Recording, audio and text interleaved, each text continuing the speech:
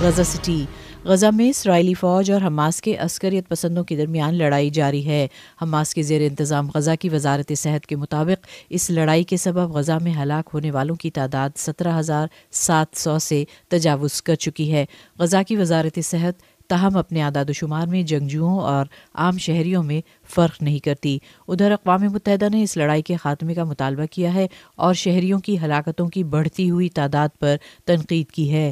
اسرائیلی وزیراعظم Benjamin Nitin Yahoo نے ایک ویڈیو پیغام میں اقوام متحدہ کی سلامتی کونسل میں غزہ میں جنگ بندی کی قرارداد کو ویٹو کرنے پر امریکہ کا شکریہ ادا کیا۔ دوحہ اقوام متحدہ کے سیکرٹری جنرل انٹونیو گوٹریش نے غزہ میں جنگ بندی کے معاملے پر سلامتی کونسل کی ناکامی پر افسوس کا اظہار کیا۔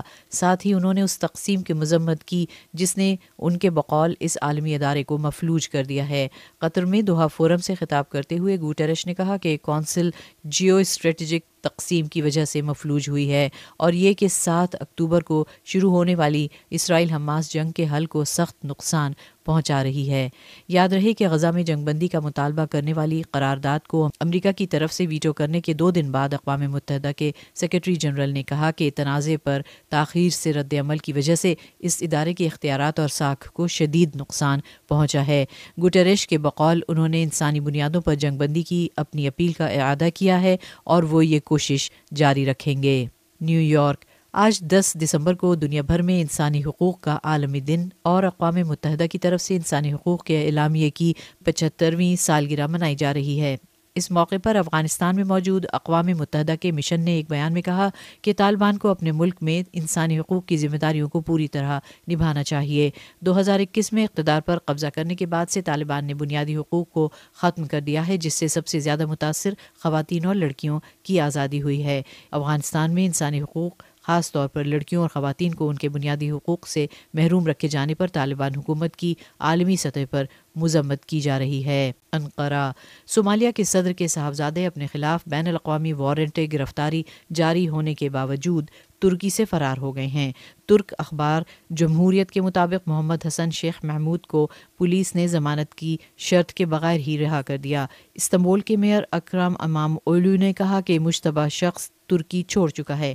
ترک رہنما رجب طیب ایردوان کے مخالف امام اولو نے اس فرار کی ذمہ داری ترک حکومت پر عائد کی۔ خیال کیا جاتا ہے کہ صومالی صدر کے بیٹے 30 نومبر کو ایک موٹر سائیکل ڈیلیوری مین سے ٹکرا گئے تھے۔ اس حادثے کے نتیجے میں 2 بچوں کا والد ایک ترک شہری ہلاک ہو گیا تھا۔ اس حادثے کی تحقیقات کے لیے قائم کردہ کمیشن نے بھی صومالی صدر کے بیٹے پر الزام لگایا ہے، تاہم اس بارے میں کہ وہ کبھی پکڑے جائیں گے شکوک کا اظہار کیا جا رہا ہے۔ دوحہ دبئی میں ماحولیاتی تبدیلیوں کے حوالے سے جاری اقوام متحدہ کی سالانہ کانفرنس کے دوران گزشتہ روز اوپیک کی جانب سے پیش کردہ ایک خط پر جرمنی، اسپین اور فرانس کے رہنماؤں کی طرف سے برہمی کا اظہار کیا گیا۔ اس خط میں اوپیک کے 13 ارکان اور روسی قیادت والے 10 اتحادیوں پر زور دیا گیا کہ وہ COP 28 میں معدنی ایندھن سے متعلق کسی بھی معاہدے کی مخالفت کریں۔ اس ماحولیاتی کانفرنس میں شریک 200 سے زیادہ حکومتوں کی طرف سے فوسل فیول کے استعمال کو کم کرنے سے متعلق اگلے ہفتے ایک معاہدے کا اعلان متوقع ہے۔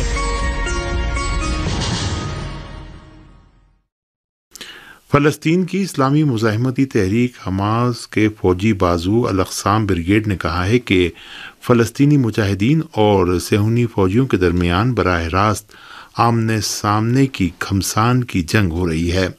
الاقصام بریگیڈ نے اعلان کیا ہے کہ جبالیہ کیمپ کے مغرب میں فلسطینی مجاہدین اور غاصب صہیونی حکومت کے جارح فوجیوں کے درمیان دو بدو جنگ جاری ہے اور صہیونی فوجیوں نے جبالیہ کیمپ پر سینکڑوں کی تعداد میں مارٹر گولے اور میزائل فائر کیے ہیں، جبکہ فلسطینی مجاہدین صہیونی جارحیت کا ڈٹ کر مقابلہ کر رہے ہیں۔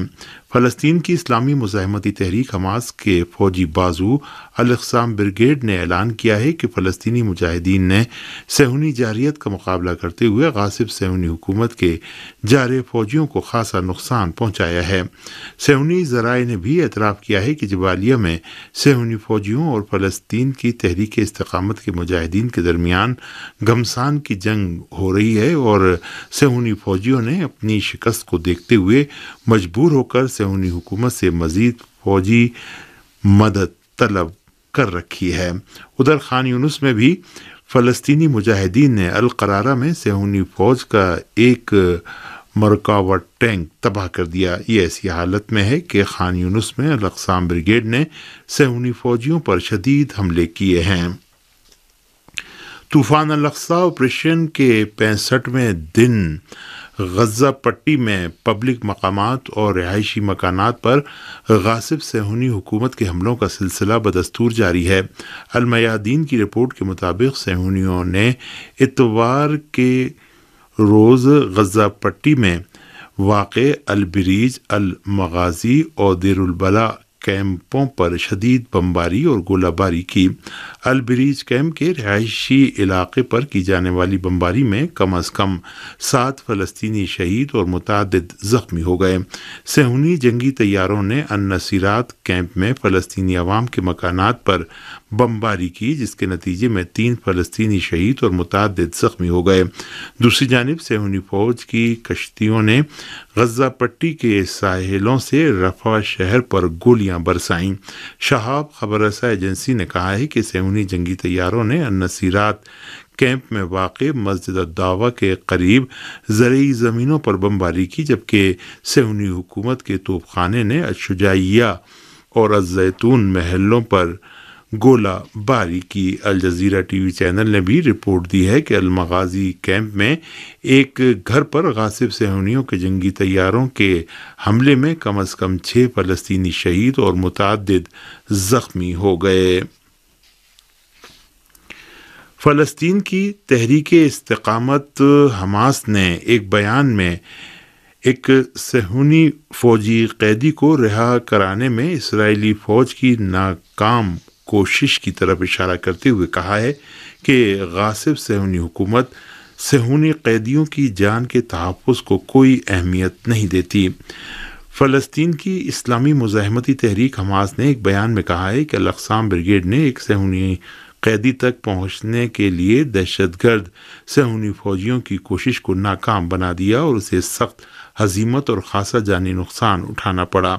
حماس کے بیان میں کہا گیا ہے کہ الاقصام کے اس اقدام نے فلسطینی مجاہدین کی شجاعت و بہادری کا لوہا منوا لیا اور اس بات کو ثابت کر دیا کہ وہ صہیونی دشمنوں کے تمام ناپاک منصوبوں کو ناکام بنانے اور صہیونی دشمن کی ناک رگڑنے کی پوری صلاحیت و توانائی رکھتے ہیں۔ یمن کی مسلح افواج نے کہا ہے کہ وہ غزہ کے عوام کے لیے ادویات اور خوراک لے جانے والے بحری جہازوں کے علاوہ کسی بھی بحری جہاز کو یمنی سمندری حدود سے گزر کر مقبوضہ فلسطینی سرزمین کی جانب جانے کی اجازت نہیں دیں گے۔ یمن کی مسلح افواج کے ترجمان یحییٰ السری نے کہا ہے کہ مقبوضہ فلسطینی سرزمین کی جانب جانے والا ہر بحری جہاز ہمارے لیے جائز ہدف شمار ہوگا۔ ہم تمام بحری جہازوں اور کمپنیوں کو خبردار کرتے ہیں کہ وہ اسرائیلی بندرگاہوں کے ساتھ کوئی رابطہ نہ رکھیں۔ یحییٰ السری نے اس بات کی جانب اشارہ کرتے ہوئے کہ ہم اسی وقت سے اپنے اس فیصلے پر عمل درآمد شروع کر رہے ہیں، کہا کہ مقبوضہ علاقوں کی جانب جانے والے غیر ملکی بحری جہازوں کے گزرنے پر پابندی کے فیصلے سے پہلے ہم نے بحیرہ احمر اور بحیرہ عرب سے اسرائیلی بحری جہازوں کو گزرنے کی اجازت بھی نہیں دی تھی۔ یحییٰ السری نے مزید کہا کہ یمن کی مسلح افواج چاہتی ہے کہ اسرائیلی بحری جہازوں اور اسرائیلی بندرگاہوں تک سامان لے جانے والے بحری جہازوں کے سوا تمام بحری جہاز یمن کی سمندری حدود سے اپنی آمد و رفت کا سلسلہ جاری رکھیں۔ یمن کی مسلح افواج کے ترجمان نے کچھ دیر قبل کہا تھا کہ متعدد ڈرون طیاروں کے ذریعے مقبوضہ فلسطینی سرزمین میں متعدد اہداف کو نشانہ بنایا گیا ہے۔ یحییٰ السری نے صہیونی حکومت کو خبردار کیا کہ جب تک وہ غزہ پر حملوں کا سلسلہ بند نہیں کرے گی، یہ آپریشن جاری رہے گا۔ فلسطین کے خلاف غاصب صہیونی حکومت کے وحشیانہ جرائم کی مذمت اور فلسطینی عوام کی حمایت میں یورپ و امریکہ کے مختلف علاقوں میں یورپی عوام کے مظاہروں اور احتجاجات کا سلسلہ جاری ہے۔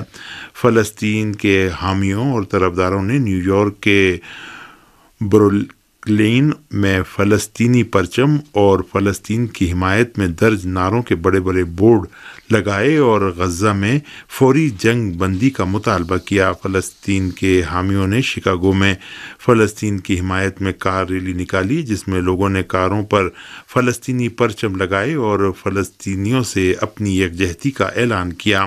امریکی ریاست ورجینیا کے شہر اور لینکیٹن میں بھی فلسطینیوں کی حمایت میں مظاہرہ کیا گیا۔ ریاست کیلیفورنیا کے شہر فرزونو کے امریکی شہریوں نے بھی فلسطینی پرچم لہراتے ہوئے غاصب صہیونی حکومت کے وحشیانہ جرائم پر امریکی حکومت کی جاری حمایت اور اس غاصب حکومت کو ہتھیاروں کی فراہمی پر شدید برہمی کا اظہار کیا۔ پاکستان پیپلز پارٹی کے چیئرمین بلاول بھٹو زرداری نے ایک عوامی جلسے میں نام لیے بغیر عمران خان اور نواز شریف دونوں پر شدید زبانی حملہ کیا ہے۔ کوہاٹ میں ورکرز کنونشن سے خطاب کرتے ہوئے بلاول بھٹو زرداری نے کہا کہ ان کی جماعت نے ہر دور میں عوامی سیاست کی ہے، جبکہ ایک سیاستداں جیل سے نکلنے اور دوسرا جیل سے بچنے کے لیے الیکشن لڑ رہا ہے۔ انہوں نے کہا کہ ہم سے کہا گیا تھا کہ خیبر پختونخوا سے اپنے کنونشنوں کا آغاز نہ کریں کیونکہ اس صوبے میں سیکیورٹی کے مسائل ہیں اور دہشت گرد پھر رہے ہیں، لیکن میں نے اس طرح کی باتوں کو مسترد کر دیا۔ انہوں نے کہا کہ دوسری جماعتیں تیار ہوں یا نہ ہوں، پاکستان پیپلز پارٹی الیکشن کے لیے تیار ہے اور آج کے تمام بحرانوں اور مسائل کا حل پیپلز پارٹی کے منشور میں موجود ہے۔ انہوں نے کہا کہ 18ویں ترمیم پر نہ تو سابق چیئرمین پی ٹی آئی نے عمل درآمد کیا اور نہ ہی نواز شریف نے کیا۔ اس سے پہلے بھی بلاول بھٹو زرداری نواز شریف پر شدید زبانی حملہ کر چکے ہیں اور ان کا دعویٰ ہے کہ وہ نواز شریف کو چوتھی بار وزیر اعظم نہیں بننے دیں گے۔ ہندوستان میں 5 ریاستوں کے اسمبلی انتخابات کے نتائج کے اعلان کے ایک ہفتے کے بعد بھی مدھیہ پردیش اور راجستھان جیسی اہم ریاستوں میں بھارتیہ جنتا پارٹی ابھی تک اپنے وزرائے اعلیٰ کے ناموں کا اعلان نہیں کر سکی ہے۔ ایک ایسے وقت جب ریاست چھتیس گڑھ میں بھارتیہ جنتا پارٹی نے نئے وزیر اعلیٰ کے نام کا اعلان کر دیا، سیاسی اہمیت کی حامل ریاستوں مدھیہ پردیش اور راجستھان میں ابھی تک بی جے پی اپنے وزرائے اعلیٰ کے ناموں کا اعلان نہیں کر سکی ہے۔